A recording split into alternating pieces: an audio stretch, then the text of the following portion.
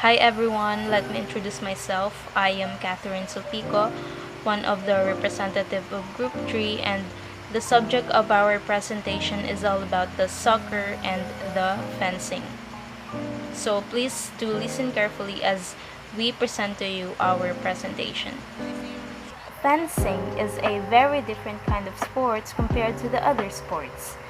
It is incredibly fast and precise that even after watching several matches, for the average viewers, it is hard to know exactly how the point was scored. So, what exactly is the fencing sport? Fencing is a game of nobles commonly used when dueling or in a hand-to-hand combat in a conventional warfare. Either way, it is still considered as a way of revolutionary warfare. It is commonly used by the Europeans, particularly the Spaniards, pairing it with a compacted armor along with the morion helmet for a more agile movement and quick cuts. So, where did the fencing come from? An early form of fencing sport can be traced back into ancient Egypt, but fencing, as we know it today, derived from the European duel. Swords play has been practiced for 1,000 of years, and modern-day fencing began its form as a military training. It did not become a sport until the 15th century. It has been practiced for 1,000 of years, as evidenced by carvings depicting that the fencers are found near the Temple of Luxor dating from around 1190 BC. So, fencing began its move as a military training to a sport either 14th century or 15th century. Both Italy and Germany lay claim to its origin, with German fencing masters organizing the first guilds in the 15th century. From the 16th to the 18th century, duels were common, with combatants using a variety of weapons including quarterstaffs and backswords. As for the Olympic history, the fencing was included in the Games of Athens at the 1896 for the first time. The women's fencing competition entered the Games in 1924 in Paris. Today, men and women compete in individual and team events in which three types of weapon are used, and these are the foil, épée, and saber. The foil was at first the only weapon used by women until the 1996 Games in Atlanta, when women's épée was introduced. The women's saber appeared for the first time on the Olympic program in Athens in 2004. Here are the key points on the history of the fencing in which the timestamps are given. The first event was on 1894, in which the Paris Congress wants to put the fencing into the Olympic Games. The next event was on 1921, in which the Olympic Congress held a discussion on including the women on the Olympic Games. The next was on 1924 at the 23rd IOC session in Paris, and which the IOC established a list of obligatory and optional sports. The fencing was on the former. The next was on 1958 at the 55th IOC session, and it was decided to add a second women's event called Team Foil. The last event was on 2002, in which the International Fencing Federation requests to add a women's saber to the Athens at 2004 program, and it was approved after that. And now I am going to introduce the top player throughout the history of the fencing. This is Nedo Nodi, and he is from Italy. Nedo Nodi is the only fencer to have won a medal in every weapon in a single edition of the Games. In 1912, at the age of 18, he won in the foil. He won 5 gold medals in the Antwerp in 1920. A historic and unequal record in the individual foil and saber events, as well as the team foil, épée, and saber events. And once again, I am Catherine Sulpico, and that's all for the history of the fencing.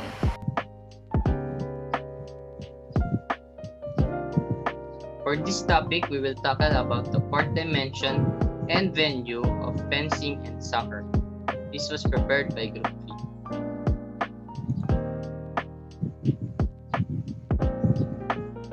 What do you call the space or place where you can play soccer or fencing? This is the question of this topic, or you can say the question of the day. Soccer field or soccer pitch? Soccer field or soccer pitch is the place where you can play soccer. The field is typically made of natural turf or artificial turf. Although amateur and recreational teams often play on dirt fields, artificial surfaces must be green in color. So if you want to play soccer in a soccer field, expect that the surface of it is green. And also if you want, or if you are just playing for fun or for recreational, you can play on dirt fields, or you can play on your own field and make it green in color because it is the required color for the soccer field. Next one. The field of play shall be rectangular, the width of which shall not be more than 75 yards or 68.58 meters, or less than 70 yards or 64.1 meters, and shall not exceed the length. The length shall not be more than 120 yards or 109.73 meters, or less than 115 yards. This is also the size of the boundary lines and the goal lines, which we will tackle later. Soccer field boundary lines. Soccer field is marked with the following outer boundary lines: touch lines or sidelines. These lines run the length of the soccer field. Goal lines along the width of the soccer field at opposite end of the pitch. This means that the goal lines is the one that is on the side of the goal, which we will tackle next. Parts of a soccer field: the goal, the boundary, center, goal area, penalty mark, penalty arc, and corners are the part of our soccer field. The goal. At the end of each field is the goal. The goal is 8 yards wide and 8 feet high, and it is placed at the center of the goal line. This is what I'm talking about.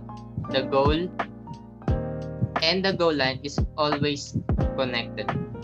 They have nets to catch the ball so you don't have to chase it. Plus, it helps the referee to determine if a goal was scored. There is no size or given size for the goal net. You just need to have a larger net or the larger size of net than the size of your goal. We can say goal borders, or the goal. The next one is the boundary. The boundary of the field is drawn with lines. The lines on the side or the long side of the field are called the touch line or sidelines. The lines at the end of the field are called the goal lines or end lines. The size of that is depending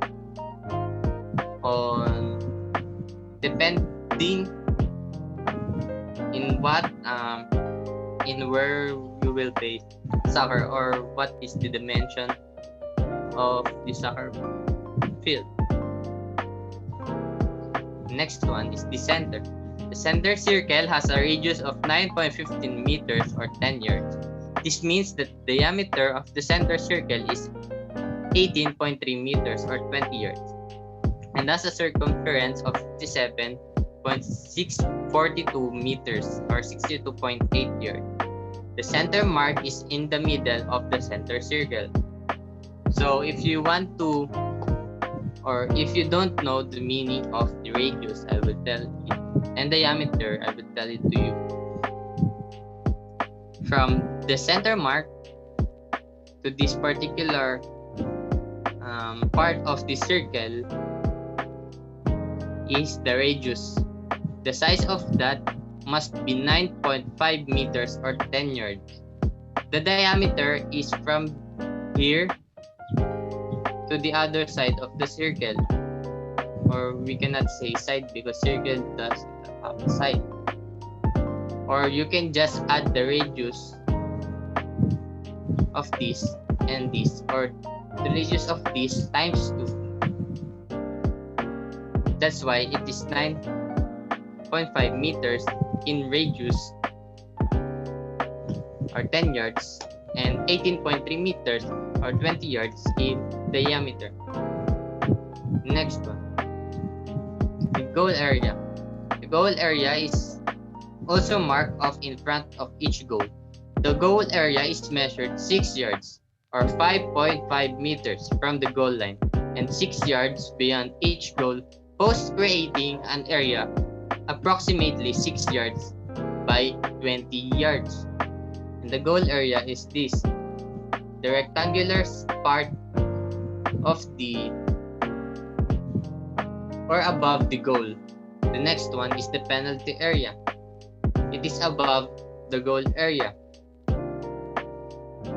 The penalty area is on either end on the soccer field. The penalty area is a rectangular area marked off in front of each goal.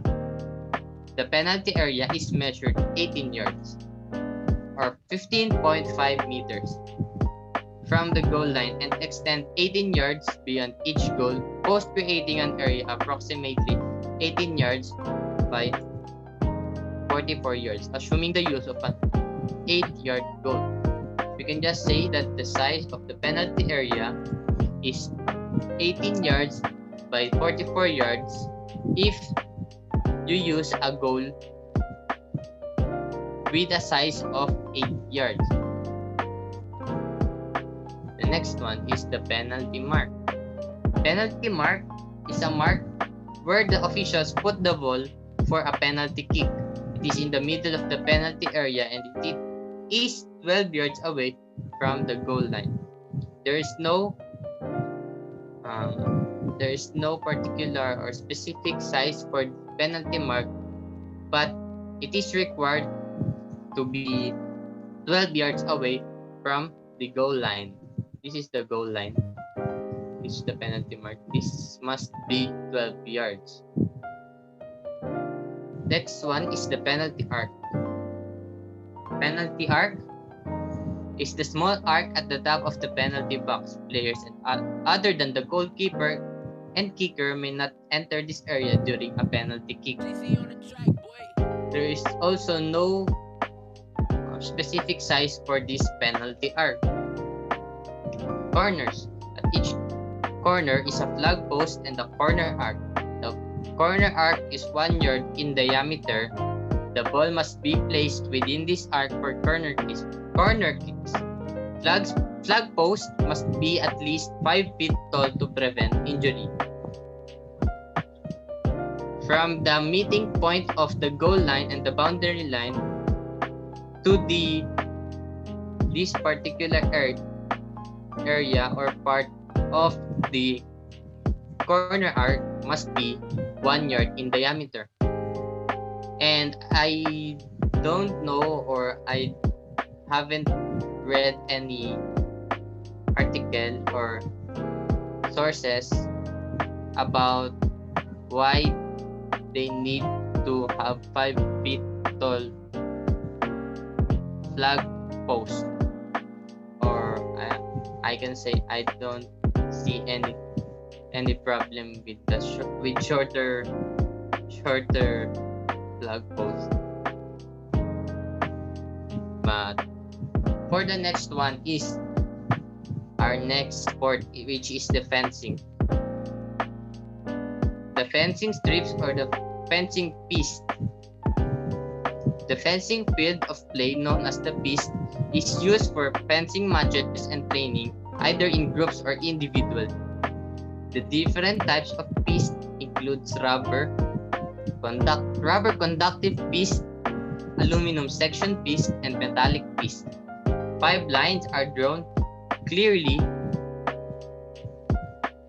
at right angles, and a certain center line cuts across the whole width, with each side of the center line having 2 garde lines on each of the center.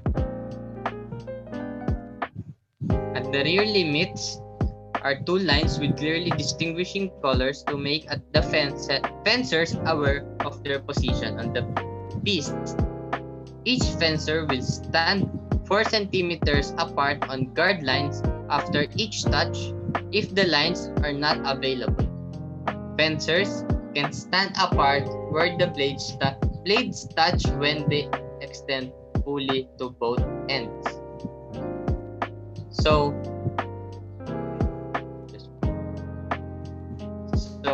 the fencers must position themselves here, and here. They must position their selves there for the extension of their body if ever they will attack their enemies.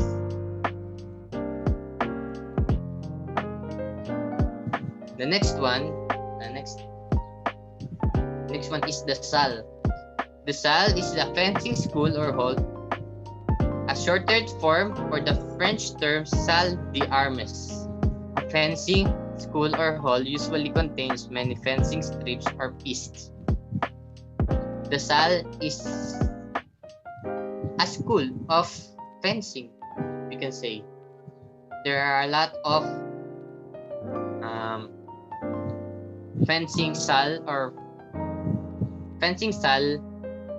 in those countries where they we can say they love the sport fencing. There are a lot of salle there, and also there are a lot of pistes or fencing strips in a salle. The dimension of the fencing piste have an overall competition length of 45.93 centimeters or 14 meters and width between 4.92 to 2.56 inches, or 1.5 to 2 meters.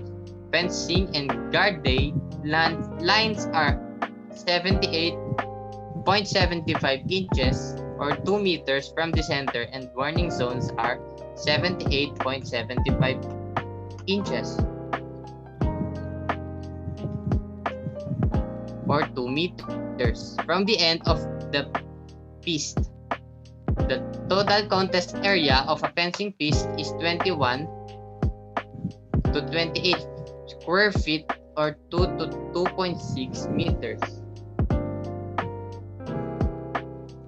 The next one is the sources, and that will end our discussion about the venue or the place where you can play soccer and fencing. Thank you.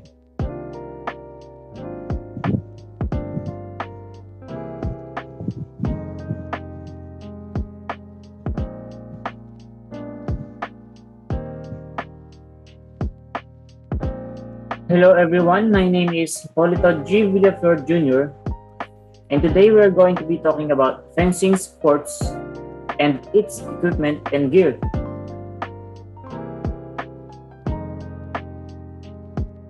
As you can see from these two people might look like they're covering their faces, but actually no.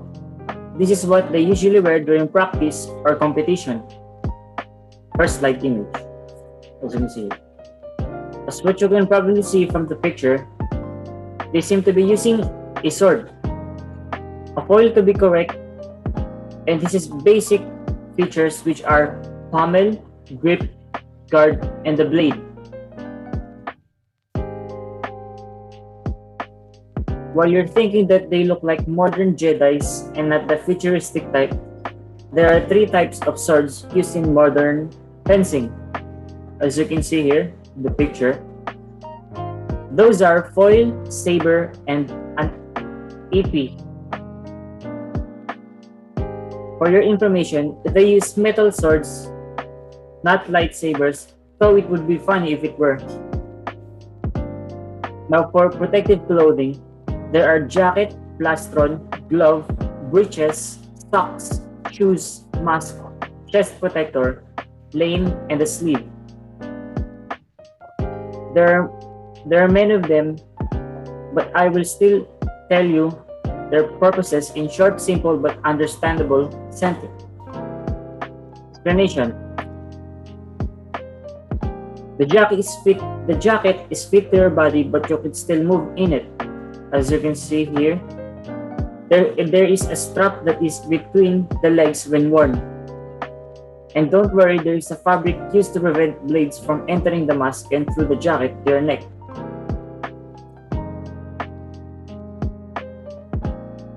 The plastron is an underarm protector worn underneath the jacket. This is the plastron, second protection for the side of your sword arm and upper arm.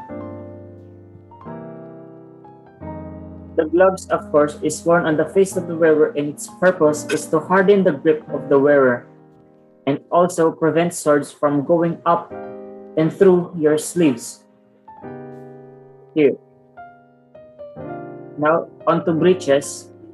Breeches are short trousers that end just below the knee.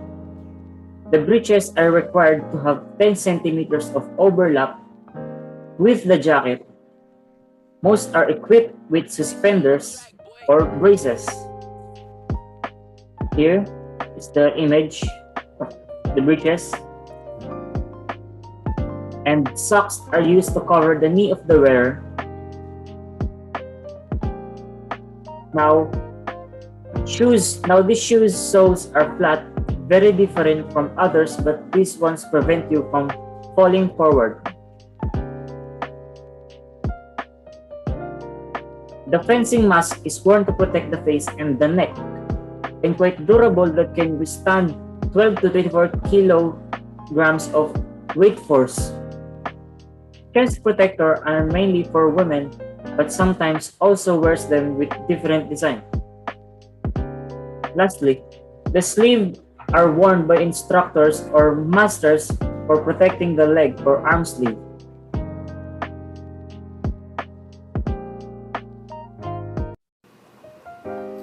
So now that you know some aspects about fencing, let's dive into the technical and tactical form of fencing. Fencing is made to fight more agile against a heavy infantry, but grown popular to nobles of their period. So the first one of the technical skills of fencing would be end guard. It's a position taken before fencing commences. The second one would be the engagement. Contact between the fencer's blades, often as the prelude to an attack.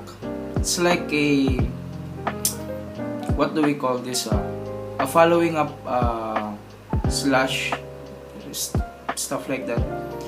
And the third one would be advance, taking a step forward towards one opponent. One of the, like the a taunt movement to force the enemy to make the first move. And the attack. One of the technical skills of fencing, of course, is attacking. Attack is an offensive movement or a series of movements by which a fencer tries to score a point. In foil or saber, it's a type of sword. The fencer who attacks first acquires the right of way in order to execute an attack properly. So the third one, onto the next page, we have the tactical skills and fighting movements. So leap and dash. So balestra a short, sharp jump forwards, usually used as a preparation for an attack, often followed by a lunge. The second one would be beat. Sharp tap on the opponent's blade to initiate an attack or provoke a reaction. So yeah, it's like the advance, but the advance is a more neutral way of taunting an enemy to make the first move.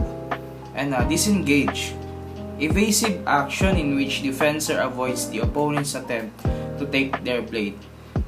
So yeah, in the rules of fencing, not the sports one, the traditional one where the nobles use as amor proprio in Spanish to protect their honor. They use duel to settle some scores. So in disengage, once an enemy attempted to take your blade and he or she became successful on that move, you're out, you're dead. So the next one would be feint. A side note, I think one of the most commonly used words in English literature is the word feint. I don't know, but yeah, a side note. So feint is a false attack intended to get a defensive reaction from the opposing fencer, thus creating the opportunity for a genuine attack. Feint disengage attack. In épée fencers, so yeah, épée is a kind of a sword used for fencing. In épée fencers also use the feint attack to goad their opponent into attacking them first. So yeah, it's kind of a provoking attack, so that the enemy makes the first move, or shall I say, making the first mistake in in fencing. So let's move on to the next page of the presentation. The first one would be the Fleech or the Fleechy. I don't know. I think Fleechy is the German equivalent of this word. I don't know. So yeah, Fleechy is a explosive running attack. It is only used in a foil or an épée type of fencing sword.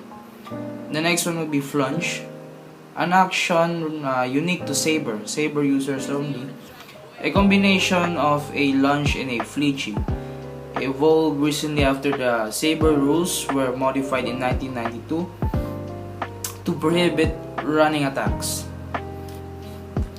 So the next one would be parry. Defensive action in which a fencer blocks his opponent's blade. So a side note about this, to those who play Assassin's Creed 1 and 2, parry is one of the most common movements in a sword fight. So yeah, you can also use this as a way to easily stabbing an enemy in a close range. So yeah. The next one will be point in line action, in which the fencer who is generally out of attacking range points their weapon at their opponent with their arm fully extended. A fencer who establishes a point in line has right of way, and their opponent cannot attack until they remove the blade from line by executing a beat. So it is like a stationary defensive form, where a fencer just stays in one location while pointing his or her sword to the enemy's line of sight. So yeah. So on to the next page again. The first one would be remise attacking. Again, immediately after the opponent's parry of an initial attack. So the next one would be repose. T is silent. Defender's offensive action immediately after parrying an opponent's attack. The third one would be the second intention. A tactic in which a fencer executes a convincing yet false action in hopes of drawing a true committed reaction from their enemy. So this is a deceitful movement, deceitful attack. So the next one will be the stop hit, stop cut. A counter action made at a moment of an opponent's hesitation, feint, or a poorly executed attack. To be awarded to the point, the fencer attempting to stop hit must clearly catch the opponent's tempo. Hence, if their stop hit is not in time, the referee may award the touch to their attacker. A stop cut is especially for saber, so yeah, not for epi and foil. So the last one will be recover, the return to the end guard position after lunging. So yeah, it's like a recovery stance after a match. And after that, after all of that, let us now move on to soccer, game of agility, tactics, and blitzkrieg. So yeah, those who don't know what is blitzkrieg is, blitzkrieg means lightning. So yeah, the first one would be the ball control. So yeah, be comfortable in possession of the ball using different areas of the foot. Be able to spin and charge direction with the ball quickly.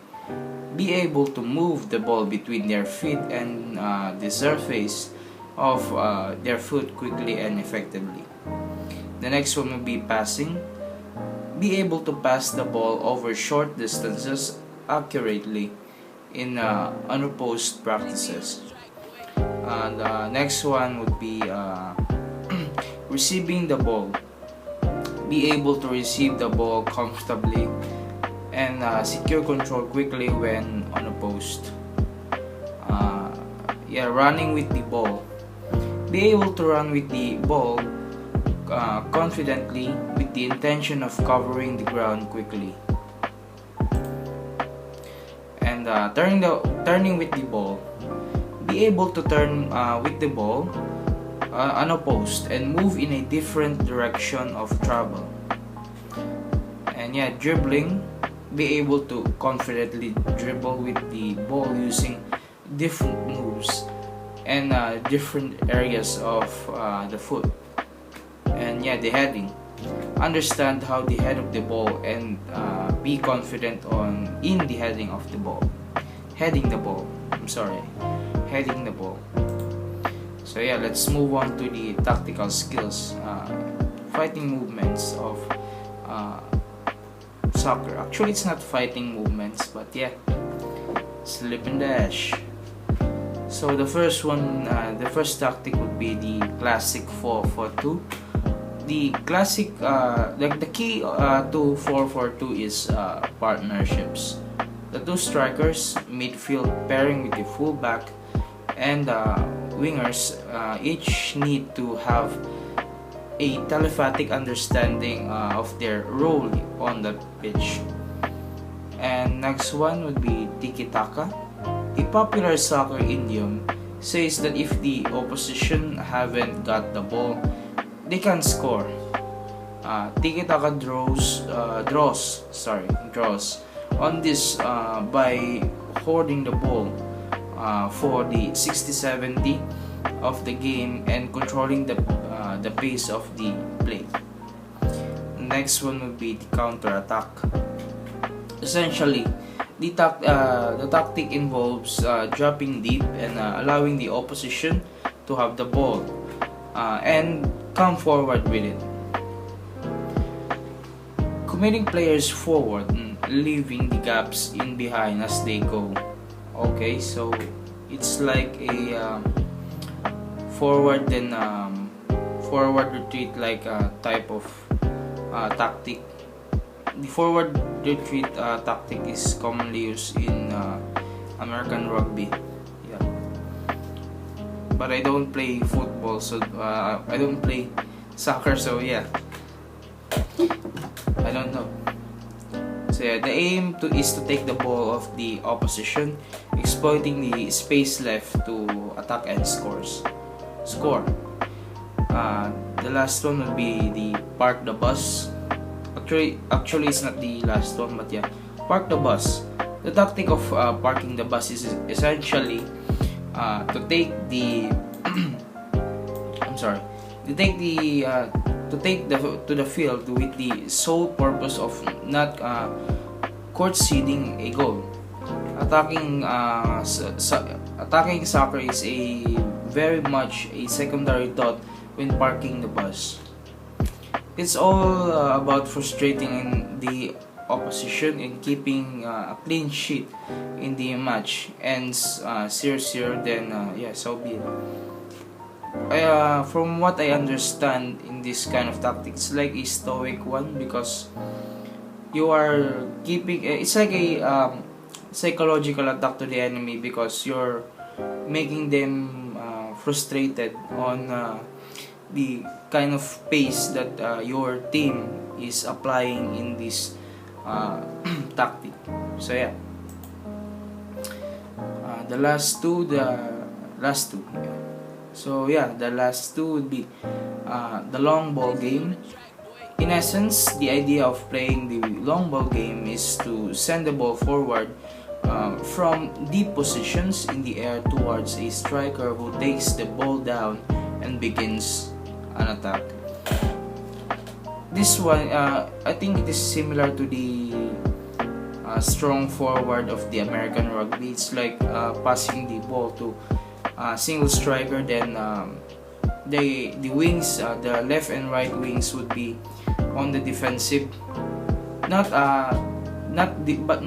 really defending the home net, but defending the one who is holding the ball. So yeah, it is a bit similar to the American rugby. So yeah, the last one would be the high press. What results is a team that plays an incredibly high line with all 10 outfield players hurrying and hustling the opposition when in possession. Teams who adopt other tactics will often let the opposition hold possession of their own half, safe in the knowledge that they can do little harm so far from goal. That makes the high press stand out is what makes the high press stand out is that this harassing of the opposition occurs no matter where the ball is. So yeah, all of this kind of tactic is like a blitzkrieg. Blitzkrieg means lightning attack. That word is commonly used in World War II. It's a tactic the Germans used to quickly invade a country. A perfect example would be Poland, who was fallen like 2 to 3 weeks in an invasion. So yeah, in Blitzkrieg, it's like all of the players in a field is like on the offensive. So yeah, I think the high press and the word Blitzkrieg is similar to one another. Yeah, it is very aggressive move, a very aggressive tactic.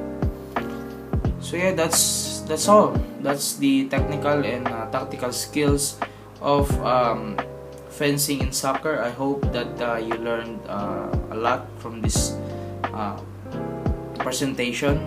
So yeah.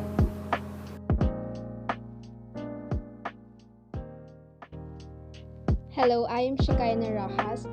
Now let's talk about the rules of the game in fencing. We have 10 rules, but let me discuss it one by one. First up, we have the safety rules. Every sport has safety rule, and so does fencing. But particularly with fencing, those rules are a little more specific and must be followed truly than in most sports. Here are some of the safety rules. Number 1 is wear the right fencing gears, including mask, fencing pants, and blades of good quality. Second is only use the checked and approved equipment in the competition. Third, avoid wearing fencing shoes outside. And of course, many more rules. Second is the priority rules or right of way rules. The priority rules, as the name indicates, defines who has the priority in scoring and therefore who will end up adding a point to their scores. Next up is we have Saber general rules and general foil rules. In Saber general rules, the valid touching area is anywhere from the waist up, which includes the mask and the back. For that, Saber wears an electric jacket with sleeves and a mask different from foil and ape. For the general foil rules, it is considered by many mixture between the two other fencing weapons, Saber and ape. Foil fencers have a great arm and leg coordination necessary to control the tip of the blade. The valid target area in foil is the torso, excluding to the arms. Then we have the general ape rules and the general scoring rules. Ape rules is the simplest looking and easier to understand weapon in fencing. Ape is a game of timing and patience where fencers need to choose the right moment to successfully attack. In general scoring rules, all weapons make sure of the same electronic scoreboard that indicates where a touch happened, who touched who, and if it was inside the valid area or not. The seventh rule is cards and penalties rules. Fencing has a system of cards to punish those who commit faults during the bouts. There are 3 different cards: yellow, red, and black. Yellow works like a warning. Red, given to a fencer, result in a point awarded to their opponent. Black results in automatic defeat or possible elimination of the game. The next rule is ape and foil overtime rules. In overtime, fencers get 1 extra 1 minute of fencing action to untie the match. In that case, fencers compete until the time ends or until one of the athletes scores. Lastly, we have team fencing rules and competition format rules. For the team fencing rules, although fencing is an individual, there are also team events such as the Olympic. A team is formed by 4 athletes. In a team bout, there are 9 matches which fencers have to score 5 or more points to win, and which fencers from the opposite team face each other. Competition format rules. Fencing competition follows the same format and the same rules, especially those organized by the International Fencing Federation or FIE. Competition starts with a round of pool where fencers are divided into groups, which are decided based on their previous established rankings. And that is all for the rules of the games in fencing. Good day everyone, I am Eunice Vivar of Group 3, bringing you the topic of officiating in fencing. First of all, what is officiating? According to Atapanio, sport officiating is a system of managing a sport, specifically on implementing the game's rules and keeping order in the duration of the game. For a person to fulfill these, they need to anticipate the movements of the players to position themselves where they can see the action at its best angle.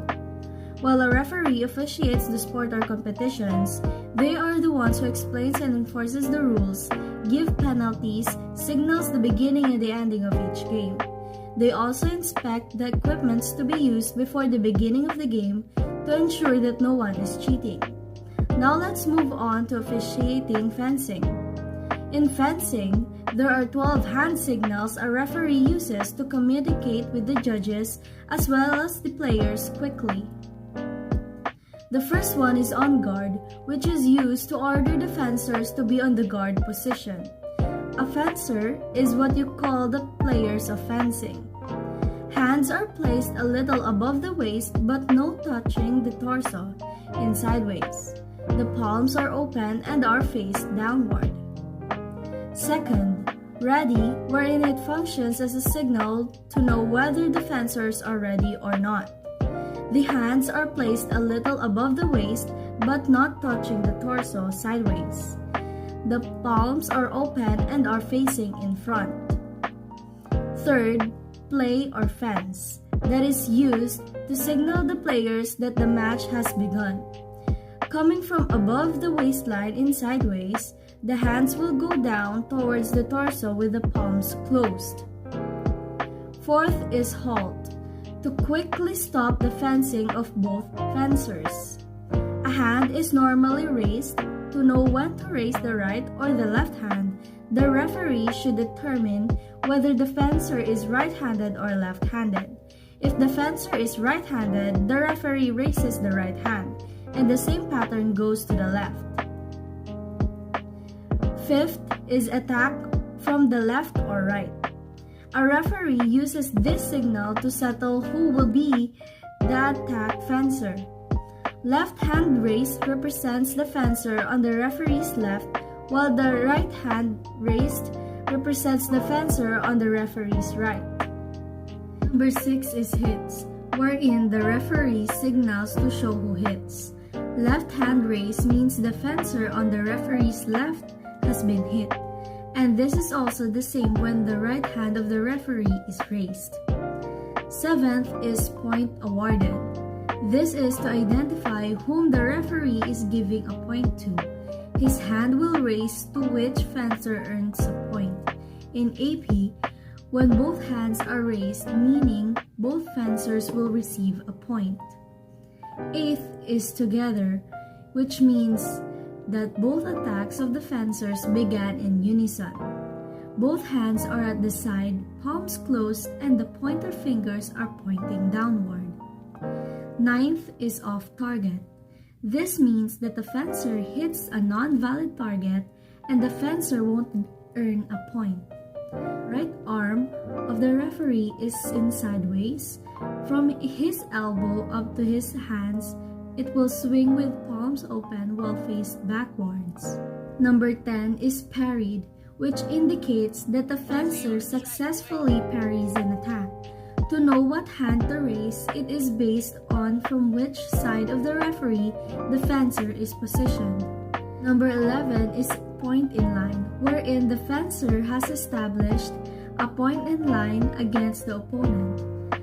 Left hand represents the fencer on the referee's left took a point in line, while the right hand represents the fencer on the right. Lastly, fail or miss. This means that an action of one of the fencers has failed to hit either on or off target. Left hand raised shows the fencer on his left has missed, while the right hand raised means the fencer on the right of the referee has missed. That's all for fencing. Now, let's move on to the next sport, which is considered as a team sport, soccer. Hello everyone, my name is FB Mariano and I am from Group 3 and we are going to talk about the history of soccer. If you all may know, soccer is one of the most popular sport in the world and it is played by two teams with 11 players. They play with a round ball that may not be touched by the hand or the arm except for the goalkeeper. History of soccer. The game has evolved from the sport of kicking a rudimentary animal hide ball around into the World Cup sport it is today. Records trace the history of soccer back more than 2,000 years ago to ancient China.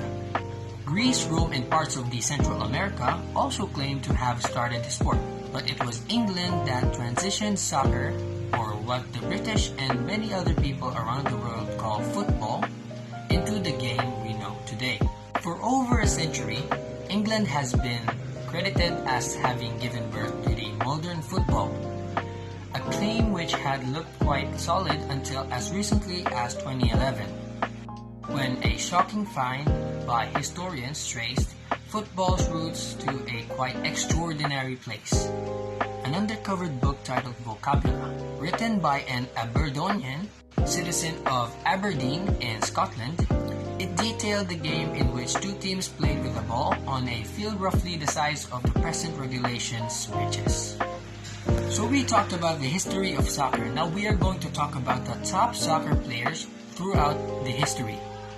First, Pele or Edson Arantes do Nascimento from Brazil, who scored 6 goals in 1958 World Cup and helped Brazil claim its first title.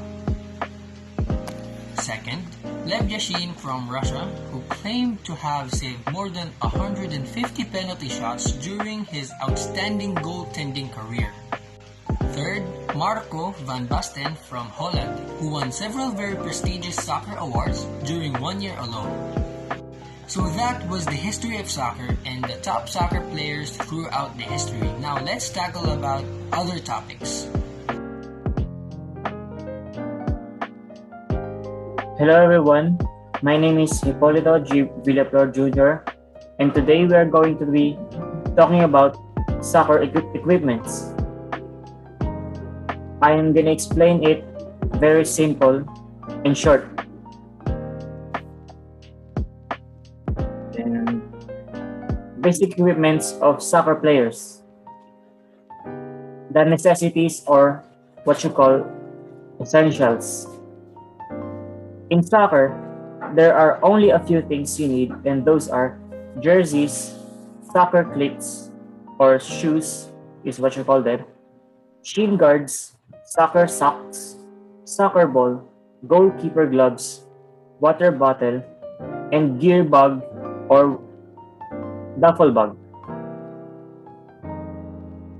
What I mean, there's quite a lot I've said there, but those are only a few. Next slide.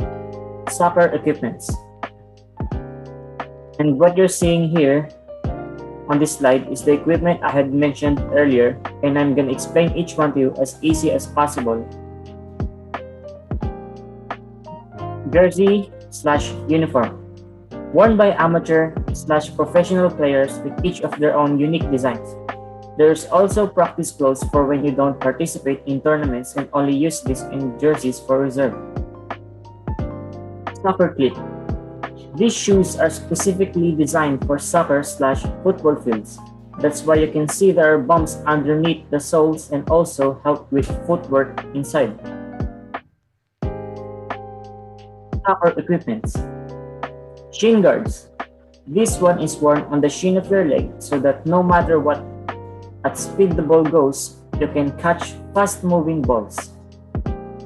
And soccer socks. Trust me, you need to wear this no matter what, or else you'd look like the odd one out of all the players that wear it. Soccer ball. Of course, this is the ball used most often or every time, and there are 3 different sizes for kids, teenagers, and adults. Goalkeeper gloves. These are used to support the palm of the keeper to catch the ball and also reduce the likelihood of hurting the palm of your wrist. Water bottle. I assume every player has to have one of these, and they use it to drink water and hydrate themselves during or after the game. Gear bag or duffel bag. This is to store the equipments I had mentioned earlier or home clothes inside. And that is all. Thank you.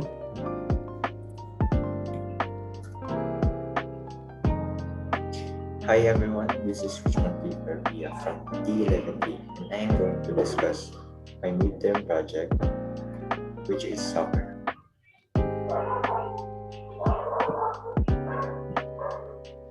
Presentation outline. The items that I will discuss is the technical skills and tactical skills of soccer. Soccer is a dual or team sport. Technical skills. We have dribbling. Be able to confidently dribble with the ball using different moves and different areas of the foot. Be able to dribble with the ball to take on and attack defenders. Passing. Be able to pass the ball over short distances accurately in unopposed practices. Shooting. Shoot the ball. Players should plant their weak foot next to the ball. The foot should be pointing in the general direction that the ball will be kicked, but it does not have to be perfectly aligned as the kicking foot would do the aiming. Here are some pictures for the dribbling, passing, and shooting. Tactical skills. Tactical skills in soccer. Important soccer skills to master include ball control, passing, dribbling, shooting, and defending. Tactical awareness involves the ability to know their role and have positional awareness on the field, and possessing the ability to make good decisions. Tactical awareness. Tactical awareness largely refers to a soccer player having the ability to make effective decisions during a soccer game. You can practice soccer tactics by using group drills that work on skills and forcing players to make decisions quickly in game-like situations.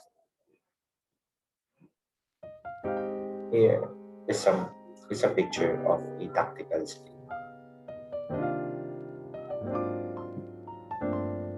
Thank you for listening, and I will present to you Ralph Aquino's presentation about soccer.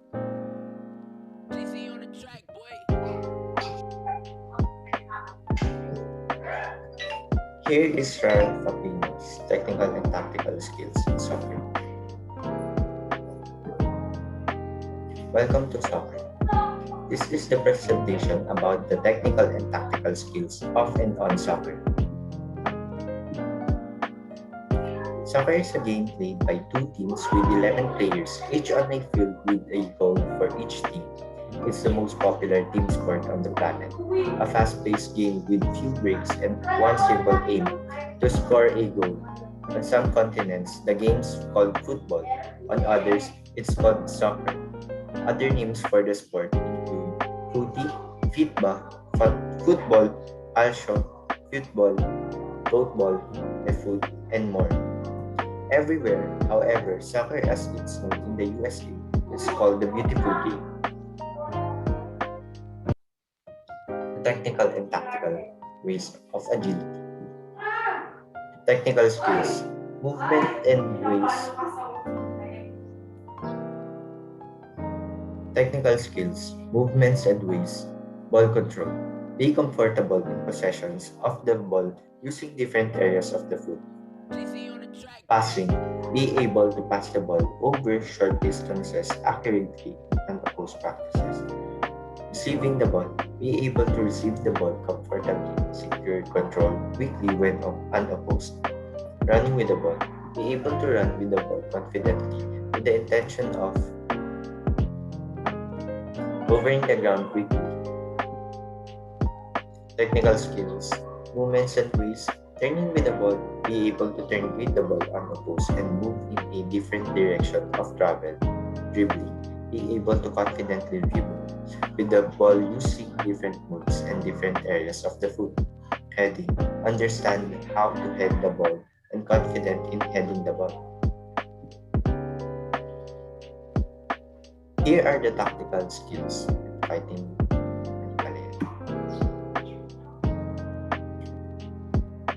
Tactical skills or fighting movements in soccer. Here is a picture so you can visualize what I am going to discuss in these tactical skills. Classic 4-4-2. The key to 4-4-2 is partnerships. The two strikers, midfield, pairing and fullback and wingers each need to have a telepathy understanding of their role on the pitch. Tiki-taka, a popular soccer idiom, says that if the oppositions haven't got the ball, they can score. Tiki-taka draws on this by holding the ball for 60 to 70% of the game and controlling the pace of the play. The counter-attack, essentially, the tactic involves dropping deep, allowing the opposition to have the ball and come forward with it, committing players forward and leaving gaps in behind as they go. The aim is to take the ball of the opposition, exploiting the space left to attack and score. Park the bus. The tactic of parking the bus is essentially to take the field with the sole purpose of not conceding a goal, attack Tracking soccer is very much a secondary topic in the parking the bus. It's all about frustrating oppositions and keeping a clean sheet. If the match ends 0-0, then so be it. The long game. In essence, the idea of playing the long game is to send the ball forward from the positions in the air towards the striker, who takes the ball down and begins the attack. The high press. What results is a team that plays incredibly high, with all 10 outputs players harrying and hustling the opposition when in possession.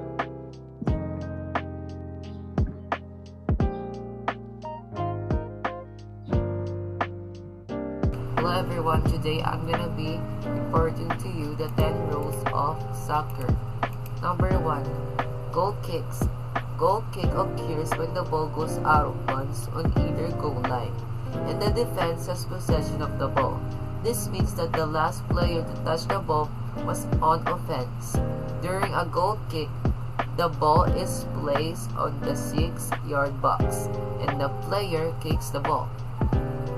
Number 2.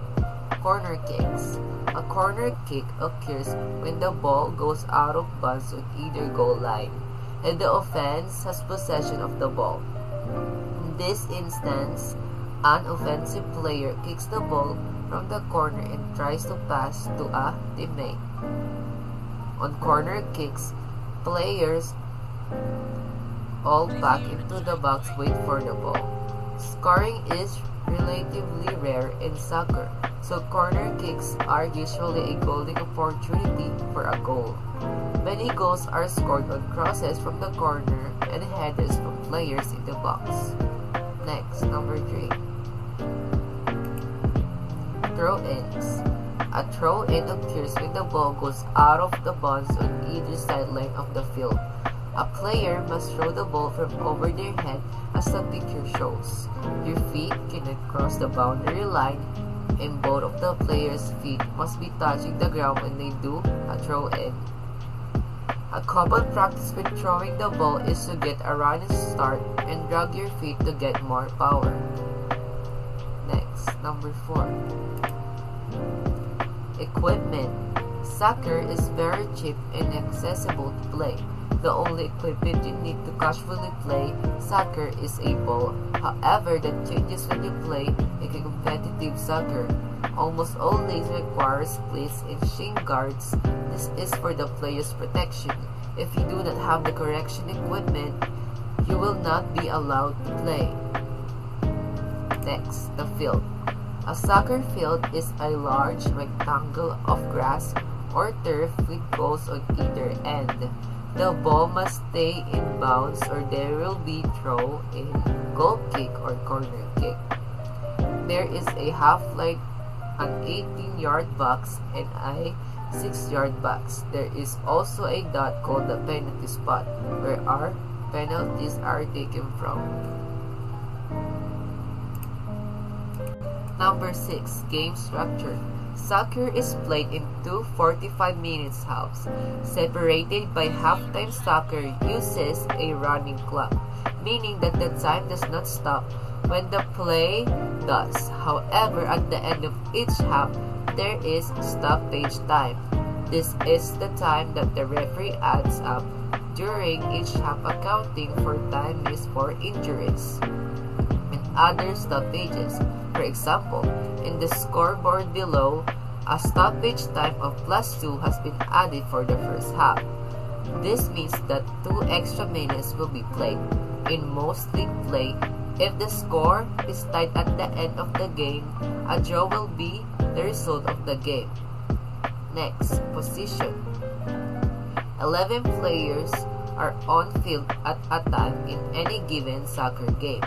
Each one of these players has a position which gives them special responsibilities. This is also called a formation, and different teams use different formations. All formations have forward strikers, midfielders, defenders, and a goalkeeper. If you are a striker, you are probably very speedy and can finish well. Midfielders are very well-rounded players who excel at passing and setting up the play. Defenders are good at 1-versus-1 defense and are good at stopping an opponent's attack. Goalkeepers are special in that they can touch the ball with their hands as long as they are inside the 18-yard box. They are charged with the responsibility of protecting the goal and must do all they can to keep the ball out of the goal. Next. Number 8. Offsides. In soccer, you are not allowed to wait behind the fence for the ball to come to you, also known as cherry picking. Offside states that when you are past the ball, you must be in front of the last defender back, excluding the goalkeeper. This means that you can sit and wait for the ball behind the defense. In the example below, player A is beyond the last defender. Player D would be considered offsides if the ball was passed to him or her. The players would be stopped and the defending team would get a free kick, where the offsides occurred. Next, number 9. Fouls. There are many fouls that can occur in a soccer game. Some of these include kicking an opponent, tripping, tackling, pushing, slide tackling, and unsportsmanlike behavior up to discretion of the referee. If you want to avoid committing fouls, try to play without being too aggressive or dangerous. Fouls may result in a direct or indirect free kick depending on how served the penalty was. Direct free kicks can go straight into the goal and indirect has to touch a teammate before going into goal. Next, number 10. Yellow and red card. If a foul is served enough in soccer, a card may be issued to the player who committed the foul. This card will either be yellow or red.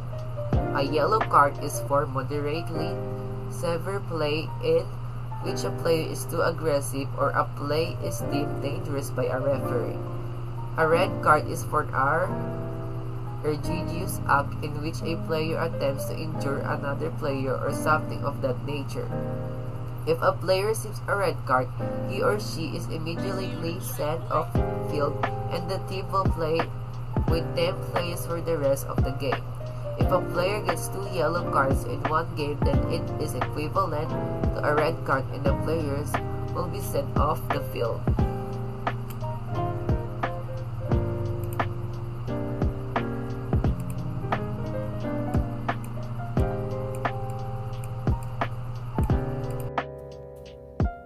Hi, this is Eunice again. This time we're going to talk about officiating soccer, which is composed of 9 hand signals for the referee and 9 hand signals for the assistant referee. Number 1. Direct free kick. A player is awarded a free kick when an opposing player commits an infraction. If the infraction involves contact, then direct free kick occurs. A striker can shoot a direct free kick straight into the goal. If the ball is in play, the goalkeeper deliberately handles the ball before it has touched another player. A direct free kick is awarded to the opposing team if the infringement occurred outside the goalkeeper's penalty area from where the infringement occurred. Second, indirect free kick. A goal can only be scored if it is subsequently touches another player before crossing the goal line. If an indirect free kick is kicked directly into the opponent's goal, a goal kick is awarded. If an indirect kick is kicked directly into the team's own goal, a corner kick is awarded to the opposing team. Third, play on. Play on is signaled in order for the match to begin again. The referee raises both his hands up in order to signal this. Fourth, timeout. The referee signals a timeout for the timers of the game to be put in a halt. The referee alone can stop the clock in soccer. Coaches are not permitted to call timeouts. The referee raises his hands and makes a cross position with it.